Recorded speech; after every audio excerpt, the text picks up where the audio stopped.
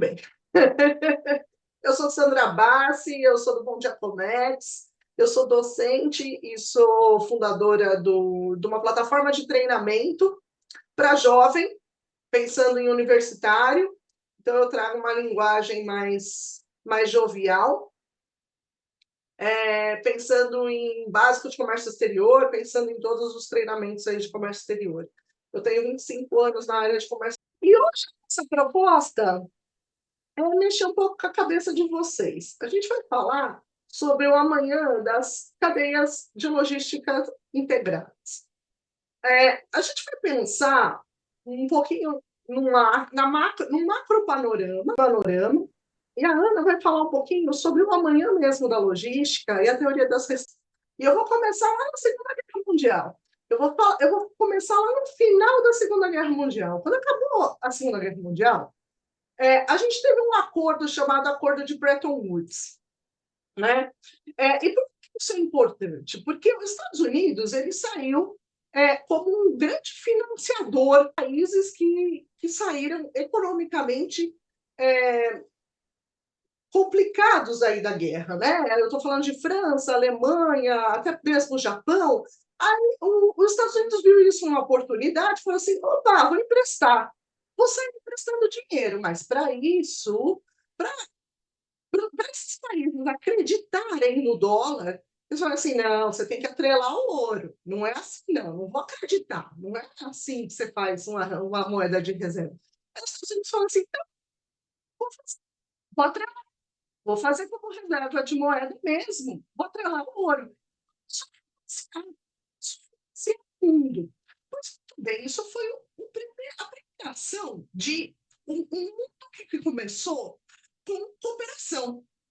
E começaram várias instituições com união e cooperação.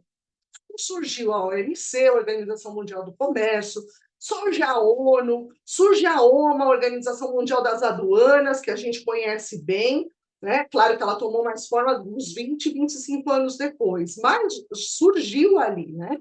E várias ideias estruturadas também começaram a surgir. E eis que surge um pouco mais de corpo a União Europeia.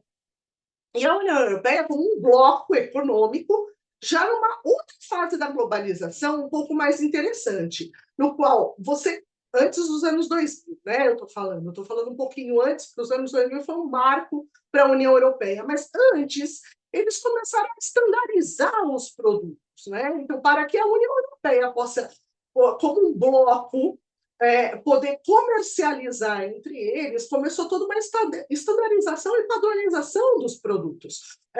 Uma batata que ia vender da França para a Alemanha tinha que ser a mesma batata da Inglaterra para a França, por exemplo. Então, esse processo começou e foi uma outra fase de globalização. Mas tudo bem, tudo caminhava para todo mundo feliz e contente. Só que não, né? Depois a gente teve também, antes um pouquinho, né? Teve a Guerra Fria, teve a constituição mesmo da democracia como um capitalismo, assim, não, é o capitalismo mesmo que fica. E isso tudo é importante, por quê? Porque até os anos 2000, tudo caminhava para uma cooperação. Né? Nos anos 2000, eis que surge o euro, né? Uma grande moeda num bloco econômico, né? Unificada num bloco, outros não. Né? Depois a gente vai falar, e começou realmente assim, poxa, o mundo realmente parte para acordos entre blocos. Né? O mercado internacional fica realmente entre blocos. Pois é, eis que 2010, 2011. Bom, 2001 a gente teve, né, a queda das Torres Gêmeas e tudo mais, né, o 11 de setembro, começou a mudar. Algo começou a mudar no mundo, né? Mas 2010 foi um ápice. Por quê? Porque 2011 e 2012 surgiu figuras extremistas no mundo. Surgiu Xi Jinping, surgiu Putin foi 2011, surgiu também 2011 e 2012. Várias figuras no mundo. O Macron surgiu depois, um pouco depois, o Trump um pouco depois, né, 17, 18, mas desde 2011 começaram a surgir figuras extremistas no mundo, e o Brasil também foi vítima disso, né. Por que que eu estou falando que isso é importante? Porque aí tinha algo errado com o mundo. Eh, o mundo é um bloco econômico, pode ser sim, eu posso cooperar entre os países, eu posso ter com um país bonzinho e posso cooperar até a página 2, né? Porque eu sou soberano acima de tudo, eu sou Estado com E maior. Quando pisa no meu calo ou pisa no meu território, aí eu não sou mais cooperativo, né? Agora eu só olho para o meu umbigo. Então, tinha algo errado. Entrou também com a Grécia, né? A Grécia teve uma quebra econômica muito grande no bloco econômico. Isso já foi um indício de que o mundo já não estava muito bem. É, bom, essas figuras começaram a surgir no mundo e começaram a tomar atitudes um pouco individuais. Opa, então agora não é mais bloco falando com bloco, é país falando com país. Então o comércio internacional, ele não dá mais bloco com bloco, acordos com acordos entre países, e sim eu, um único país, pensando só em mim, vou começar a negociar. E o grande ápice, foi o ápice disso tudo, foi o Brexit, né? Foi a Inglaterra sair da União Europeia em 2017, foi realmente o ápice disso. Esse fenômeno, né, de surgir essas figuras extremistas no mundo e países começarem não mais trabalhar como cooperação, e sim como individualismo, né, como soberania única e exclusiva, tem um nome, chama-se regionalismo. Né? Em relações internacionais tem um nome, chama regionalismo. É você parar de acordos multilaterais e começar só a olhar e falar assim: bom, vou só negociar aqui com o meu país vizinho. É o Brasil, negocia com a Argentina, então só vou negociar com a Argentina. Não penso mais em Mercosul, penso só em Brasil. Né? União Europeia, eu vou pensar França, independente com outros países. Olha só, isso foi um fenômeno mundial. Né? Claro que foi agravado com a pandemia, sem dúvida, mas foi um fenômeno mundial. Na administração, isso também aconteceu. Por quê? Porque até 2015, nós tínhamos um fenômeno, uma estratégia de supply chain muito forte chamada global sourcing. O que era este global sourcing? Era você se apropriar de empresas em países que tivesse mão de obra mais barata e tivesse produtos mais baratos. Então, como uma empresa única, por exemplo, aqui no Brasil, uma montadora aqui no Brasil, ela negociaria com esse fornecedor que fosse chinês, por exemplo, uma cadeia global de fornecimento. Para quem? Para o Brasil, para a Argentina, para o México, para os Estados Unidos, para a Austrália, para a França, para todas as unidades fabris que tivesse. Então, veja que o seu poder de negociação ele era enorme e o seu preço era menor, né? O seu custo acaba sendo menor. Porque este fornecedor que vai fornecer para todos esses países, ele vai falar assim, bossa, estourei no norte, né? Agora eu estou bem, agora eu posso até dar um desconto, porque eu vou fornecer para todos esses países. Um país pagando e eu posso fornecer para todos eles. Né? Eu estou admitindo aqui o povo, estou equilibrando e falando. Pronto, já foi. É, e, e o seu poder de barganha era enorme. Então, seus preços ficavam muito mais atrativos. Então, pensa numa cadeia logística total de automóveis, por exemplo. Né? Você ganha muito mais produtividade, ganha preço, o teu custo fica melhor. Lógico que para o consumidor final, isso ganha, isso tem vantagem também. Né? Acaba sendo vantajoso para o consumidor final.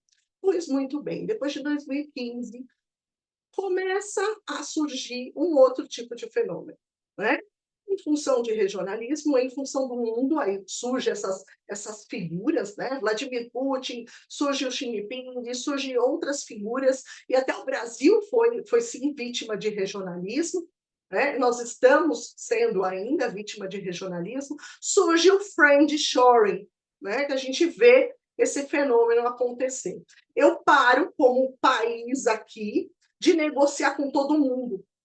Por quê? Porque, olha, não é mais bloco com bloco, agora é um país pensando só em si. Então, as empresas pararam e falaram assim: Ih, agora eu não tenho mais vantagem como bloco, então sou eu independente. Se sou eu empresa independente, eu vou negociar com um fornecedor só para mim.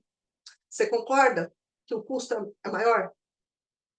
Por quê? Porque você estava negociando com um monte de países, uma produção enorme. Mas eu estava comprando aço, arruela, parafuso, eu estava comprando para o Brasil, para os Estados Unidos, para o México, para a Argentina, para tudo. Olha a produção como estava gigante, né? Eu estava comprando desse fornecedor um volume enorme, diminuiu. Se diminuiu, aumentou o preço de toda a cadeia, né? E agravou com a pandemia, porque aí a gente já tinha um efeito de inflacionário chamado custo de produção, que é onde toda a matéria-prima e o insumo começa a ficar mais caro e toda a cadeia fica mais caro, e agravou mais ainda na pandemia, né? Então, aconteceu isso no mundo, no panorama mundial, por isso que eu contei uma historinha, e aconteceu isso na administração também. Então, esse fenômeno de global sourcing, que não existe mais, e não sei se volta tão cedo, né? Porque hoje você não fala mais de bloco negociando com bloco, se transformou num nearshoring, num friendshoring. O que, que é? É o Brasil só negociar com a Argentina, é só ir negociar volume com um único país, ou com o México, né, que agora está na moda. Brasil e México negocia o volume, né? Isso se transformou bastante e encareceu, né? Encareceu para o consumidor final. É isso que um panorama geral. E agora a Ana vai falar um pouquinho da cadeia logística. Aí a gente vamos entender um pouquinho mais. Ana, com você.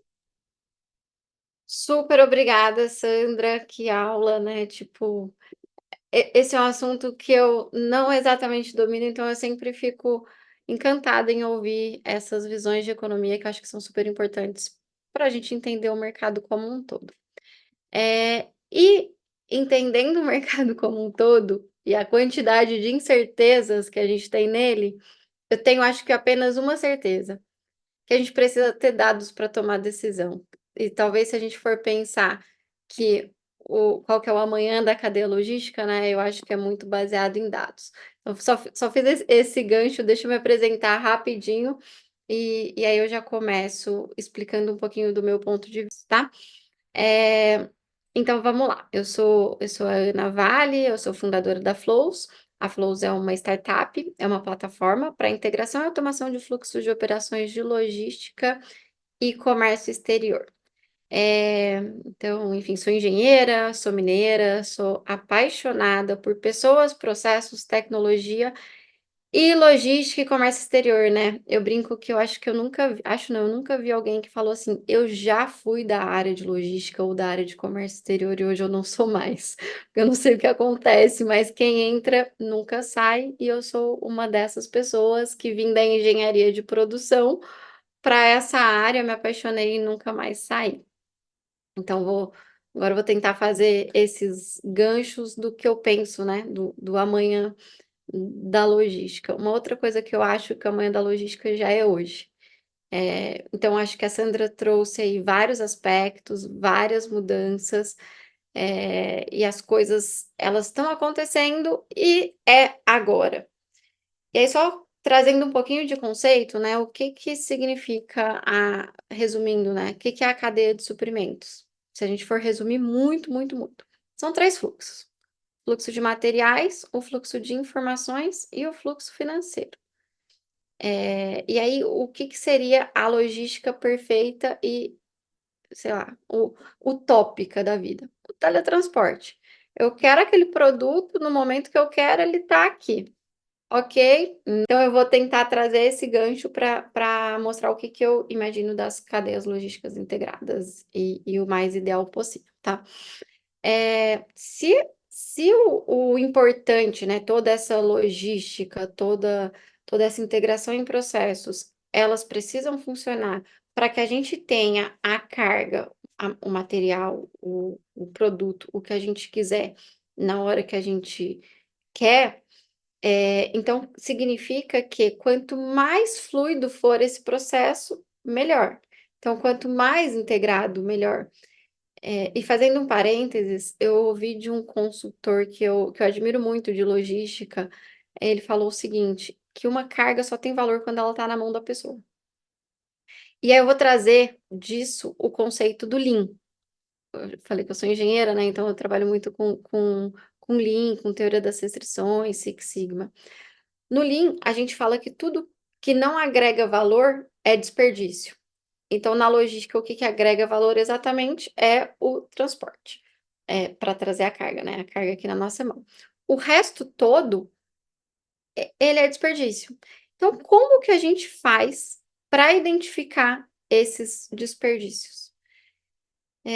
Então, se a gente for pensar de novo, tentando pontuar, né, qual que é o futuro da cadeia logística? A cadeia logística perfeita, ela é integrada, ela já é agora, ela é com dados, ela é sem desperdício. Mas como fazer essa mágica, né? Ah, ok, a gente sabe o quê, mas como? E aí a gente traz uma questão super importante, que é essa cadeia logística, ela é super complexa.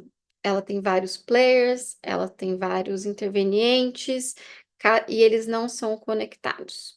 Então, como que a gente faz para integrar todos eles e ter essa visão integrada, unificada mesmo, né? O que está acontecendo, em que momento? Se a gente for pensar nas operações, eu falo que a galera fica meio que brincando de batata quente. A logística é um grande jogo de batata quente. Eu vou pegar a informação ali, vou tacar para o próximo, o outro vai pegar, vou tacar para o próximo, em algum vai estourar. Mas a gente está olhando o objetivo principal, que é a carga tá no destino final? Não necessariamente. Então, como a gente faz para, assim, se for para trazer uma coisa do que eu acho a logística, a nossa visão, né, o que que tem que mudar é olhar para o cliente final, sabe essa questão de experiência do cliente? Quem que é o cliente final e quem que é o cliente interno ou externo? E como a gente faz com que aquela carga flua da melhor maneira possível com menos desperdício possível. E aí, a gente traz a lógica de teoria das restrições, né? Que uma cadeia logística, ou qualquer cadeia, na verdade, mas ela é tão forte quanto o elo mais fraco. O que que significa isso? Que a tua cadeia vai ser tão produtiva ou tão eficiente quanto o menor dos players envolvidos, o menor, não menor de tamanho, mas o pior ali de tempo, de processo. A sua cadeia está limitada ao seu gargalo. Opa, então o que que adianta eu olhar a cadeia como um todo, eu sou super eficiente em uma das etapas e não ser eficiente em outra? Na verdade, não está agregando tanto valor. Então, o se a gente enxergar esse todo, e aí por isso que eu volto nos dados, se a gente tiver todos os dados e tiver todos esses dados integrados, a gente consegue identificar esses gargalos e aí trabalhar com essa melhoria focada, essa melhoria contínua focada, para melhorar a cadeia como um todo. Então, por exemplo, a gente vê depois da pandemia muito problema de aumento de estoque, as cadeias elas estão desorganizadas. Porque o que que aconteceu? Aconte A pandemia deixou todo mundo em pânico ali, teve ruptura, parou fábrica, etc, etc, etc. O que que acontece depois que existe algum problema? O que que qualquer ser humano vai fazer? Vai analisar o risco para o próximo, para as próximas etapas. Esse analisar o risco na logística, logística são fluxos e tempos. O que que ele vai colocar? Gordura na etapa de planejamento desses tempos. E o que que essa gordura vai virar? Desperdício para a cadeia, porque ela vai virar estoque. Então, se eu estava, antes, por exemplo, comprando, um item da Europa e estava colocando 20 dias, 21 dias de transit time, agora eu estou colocando 40. O que que significa se eu estou colocando 40 dias? Vamos fazer uma continha de padeiro, que antes eu estava colocando 20, eu estou comprando 20 dias a mais de estoque. E aí, como que a gente trabalha para melhorar isso? Falar, Ana, mas aí imagina se eu diminuir esse meu lead time, pode parar a fábrica, e aí vai cair tudo nas minhas costas. Concordo, acho que a gente tem que trabalhar com a margem de segurança, tem que trabalhar com análise de riscos. E por isso eu volto nos dados. Então, por isso que eu reforço que a parte mais importante é a união desses dados para conseguir trabalhar realmente com inteligência logística.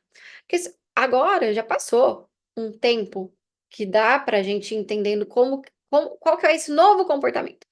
Qual que é aquele clichêzinho, né? Qual que é esse novo normal?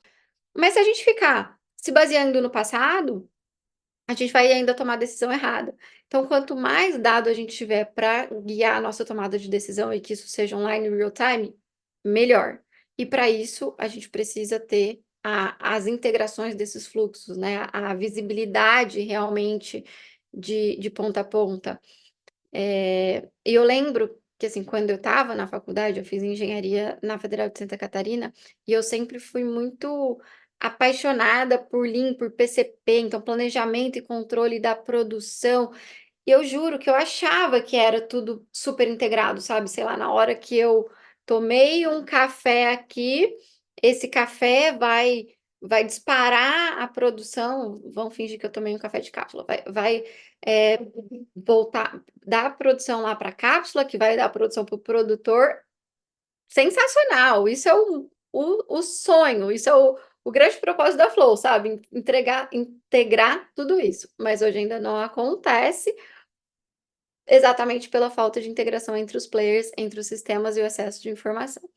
Pergunta, na opinião de vocês, a logística brasileira está preparada para os impactos dos conflitos ao redor do mundo? Posso falar o que eu acho? Vai, fale. Eu acho que a logística brasileira ainda não está preparada nem para a própria estrutura do Brasil. Mas o que que significa isso? É ruim? Não, é ótimo, porque é uma mega oportunidade. É. O mato na logística é extremamente alto. Então, por isso que eu enxergo como oportunidades. Agora, com relação ao que está acontecendo ao redor do mundo, eu acho que é menos grave ainda, assim, porque a gente consegue entender as informações e tomar ações aqui. Mas eu acho, mas percebem como a logística ela está cada vez, assim, principalmente por tanta coisa diferente acontecendo ao mesmo tempo, e cada vez, pelo jeito, vai acontecer mais. Eu acho que tá meio engasopado, sabe? Tipo, então uma hora tem uma greve, aí para tudo, aí outra hora tem não sei o que lá, e chuva agora. Gente, olha o problema que É, tá. é. Chuva lá no sul, que ficou um tempão, um monte de porto parado. Seca lá em Manaus, que ficaram, sei lá, não lembro agora exatamente o tempo, mas é um tempo bizarro, sem chegar um container, com falta de abastecimento. Então eu acho que a logística não está a logística do Brasil não está preparado pelos próprios fenômenos do Brasil mesmo. Mas eu enxergo que aí existem várias e várias e várias e várias oportunidades. Vou pegar seu gancho. Boa. Pegar seu gancho para falar. Os recursos são escassos, né? Eles acabam. E a gente sempre falava, vai acabar, mas não vai acabar comigo, não vai acabar comigo. Acabou, né? E agora a natureza já está falando. E transforma toda a cadeia logística, sim. A gente tem percebido em safras, a gente tem percebido até em questões outras econômicas, a gente percebe mudanças que têm que ser adaptadas por empresas e aí podem sim encarecer produtos finais. Por que não? Quando você comentou aí da cadeia logística aí como um lead time, né, do aumento do lead time, isso vai impactar também o custo, né? Sem dúvida. Se você fazia uma importação em 20 dias, agora faz em 40, você vai ter que ter mais estoque como empresa. Você vai ter que ter mais estoque, você vai ter custo de estoque, né? Então você vai ter que repassar esse custo para alguém, né? É para o consumidor final que vai repassar. Então, tem essa questão de aumento de custo geral, você tem questão climática, que já está aqui, né? Já está na nossa porta, e não há tomadas mais ativas políticas, vamos se dizer, para entrar com economia sustentável. Né? A gente tem algumas iniciativas, tem, mas são iniciativas privadas. Né? Tem o Porto de Açu, por exemplo, que ele é todinho renovável. Né? A gente tem algumas iniciativas, mas são totalmente exclusivas. E isso impacta também na cadeia. Né? Vai impactar na cadeia. E não é só brasileira, é mundial. É mundial. Porque, vamos no exemplo do automóvel, do carro. Você não vai ter mais carro popular. Você tem carro popular? Você consegue fazer? O preço agora de um carro é popular? Não é popular. Né? Você compra um carro, no mínimo. Eu fui ver um carro básico, R$ 100.000. O básico, R$ 100.000. Você fala assim, oi? Né? E não vejo isso preparado, Brasil, e não é só Brasil, tá? É mundo, porque Estados Unidos também está enfrentando isso, França também está enfrentando isso, Itália também está enfrentando de inflação de custo. Encareceu. E a cadeia toda não tem como negociar mais volume agora, porque eu não estou no friendshoring, eu não negocio só para mim e para o máximo um coleguinha, um país coleguinha, pois é, o custo ficou maior. Então, é preciso pensar urgentemente em alternativas renováveis, em economia renovável. Né? Aí sim eu vou minimizar os impactos logísticos. E aí eu estou pensando em empresa, em cadeia e também na logística, né? Na logística de forma sustentável. Hoje você tem algumas automobilísticas pensando em carros híbridos, né? Mas é pouco ainda. Né? Você tem Volvo, você tem Caoa, você tem Toyota e tem a famosa GWM aí, né? Como marcas de carro híbrido. Ainda tem muito para crescer, para que você possa ter um nivelamento de preço no mercado. Tendo a questão que o etanol muitas vezes é mais sustentável ainda que o elétrico, né? Então tem várias Sim, outras é opções, enfim, verdade. outros. Você. E como é que você vê aí como um amanhã integrado tudo? Integrado por sistemas, de repente, né? Integrado cada vez mais por sistema, por possibilidades de rastreabilidade, que isso a gente tem observado bastante, né, no comércio exterior. Bom, eu pelo menos tenho percebido bastante. Cada vez mais unificado, integrado, a própria iniciativa da Receita Federal em desburocratizar o processo, da exportação já fez, a importação está fazendo, vai de encontro com isso, né? Eu entendo. A minha opinião é que exatamente a gente vai usar tecnologia para conseguir integrar tudo isso. Mas até para tangibilizar essa explicação, o que a gente faz na Flows, né? A gente desenha o fluxo da cadeia de valor de cada cliente, de ponta a ponta, entende quais são as operações, cada operação tem um conjunto de etapas, cada etapa tem as informações que são importantes. E essas informações que são importantes, elas vêm de players diferentes. Então, a gente integra esses players diferentes. E aí, eu acho que a tecnologia vem muito para possibilitar tudo isso e que além desse futuro ser tudo integrado, é colaborativo. Porque a gente tem que parar com aquele grande jogo de batata quente, que um taca a bola para a próxima etapa, em alguém vai queimar, em alguém vai estourar. Porque, na verdade, ela tem a gente tem que mudar o mindset para a cadeia logística funcionar como uma teia, uma grande Uhum, rede, uhum, onde uhum. todos esses players estão conectados, as informações vão fluindo numa lógica de fluxo de processo mesmo, e a cada momento ali, em cada input, seguindo aquela lógica de o que agrega valor é a carga andando, conforme a carga vai andando, a informação vai acompanhando a carga, com o menor desperdício possível. E eu vou trazer um exemplo que eu acho que vai ilustrar muito o que é a diferença, né, desse mindset de logística linear, desse jogo de batata quente que um vai tacando para o outro, para a logística integrada, né, nessa lógica de teia, de rede. Quando chega uma carga, tá?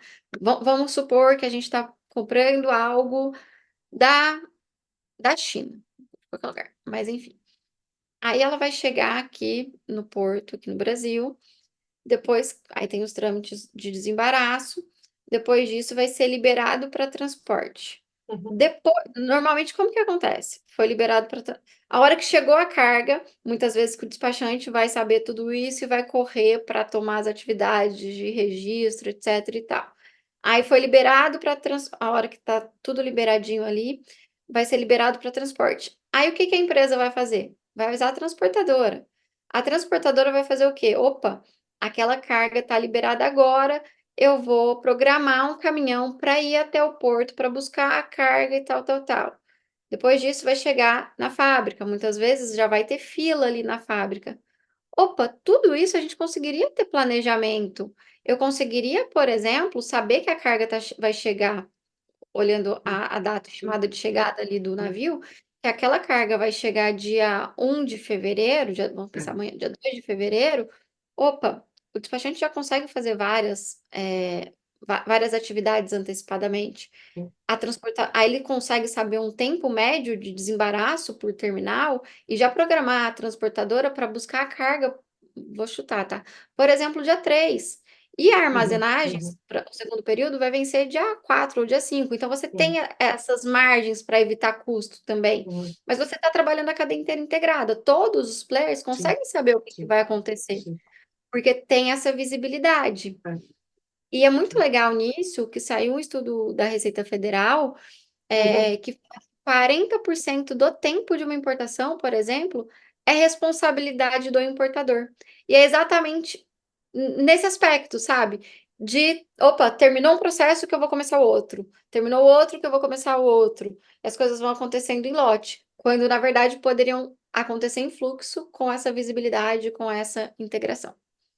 Mas a própria iniciativa de não ter mais LI, LPCO agora, né, tende a melhorar bastante, e a própria iniciativa da DUIMP, quando entrar, de poder registrar antes, né, a presença de carga, isso é o que está prometendo, né.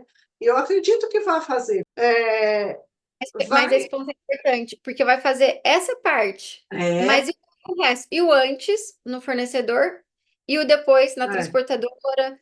Imagina é, quanta carga que chega e fica em fila esperando para entregar no armazém, exemplo, tá, ou numa fábrica. é. Aí Aí você você tem até burras de até tem umas iniciativas, né, pela operadora econômica autorizado, mas ainda é muito embrião.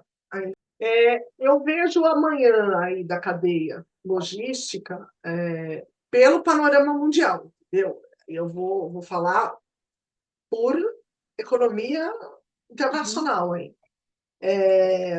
Nós tendemos a continuar no regionalismo, né? Então tendemos sim ao friendshoring, ao nearshoring, que agora já tem um termo novo aí que se usa, infelizmente, né? Porque quando você tinha bloco negociando com bloco, você tinha custos, né? Eu, consumidora, conseguia ter vantagem na hora de comprar, né? Eu não vejo mais isso, pelo menos nos avanços aí de médio prazo.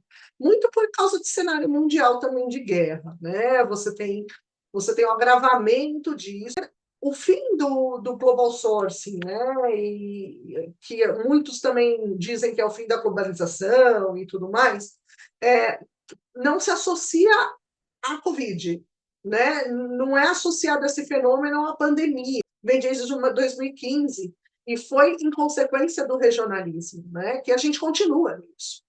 A gente continua nesse fenômeno. Então, eu não vejo hoje como preços, né, de toda a cadeia de matéria-prima e insumos para a cadeia, seja química, automobilística, que move grande parte da economia, principalmente brasileira, melhorando nesse aspecto de global sourcing de novo. Mas eu vejo sim um avanço bem forte em economias sustentáveis. Né? Por exemplo, no automobilístico, né? Você tem uma outra opção para você, consumidor, conseguir ter um equilíbrio de preços no mercado. Claro, hoje você não tem ainda, né? Mas lembra logo no começo da pandemia, quanto que era para comprar uma máscara? Que absurdo que era, né? Até que a gente inventou de fazer de pano.